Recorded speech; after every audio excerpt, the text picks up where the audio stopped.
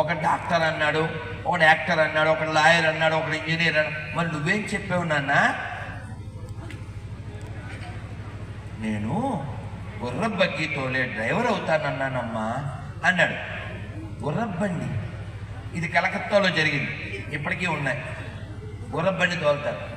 అందరూ నవ్వారమ్మా, టీచర్ కూడా నవ్విందమ్మా అని పిల్లవాడు ఏడుస్తూ చెప్పాడు. మామూలు అమ్మ అయితే వెదవన్నారు వెదవా అని నాలుగు తిట్టుండేది.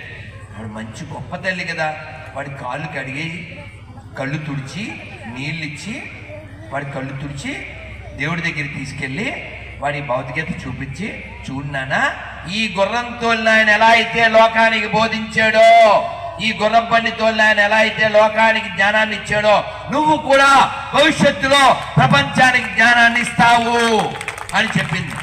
ఆ పిల్లవాడే పెద్దై వివేకానందుడై లోకాల్లో మన దేశానికి గొప్ప పేరు తీసుకొచ్చాడు.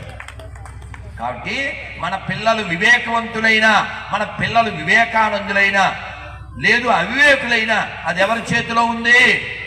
మన చేతిలో ఉంది. మనం నేర్పేటువంటి వాటిలో ఉంది.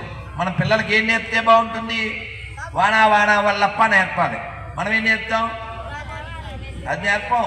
రెయిన్ రెయిన్ గోవే నేర్పుతాం. రెయిన్ పోతుంది, పెయిన్ వస్తుంది. కాబట్టి మంచి పాటలు నేర్పండి, మంచి పద్యాలు నేర్పండి, నీతి నేర్పండి, తినే ఆహారం పాడవేయకూడదని చెప్పండి, రైతులకి గౌరవం ఇవ్వాలని చెప్పండి. అందరూ చెప్పండి, జై జవాన్, జై కిసాన్ చెప్పండి. జై జవాన్, జై జవాన్, జై జవాన్. కాబట్టి మన పిల్లలకి ఇవి నేర్పిస్తే భవిష్యత్తులో వాళ్ళు దేశానికి రక్ష అవుతారు. ధర్మ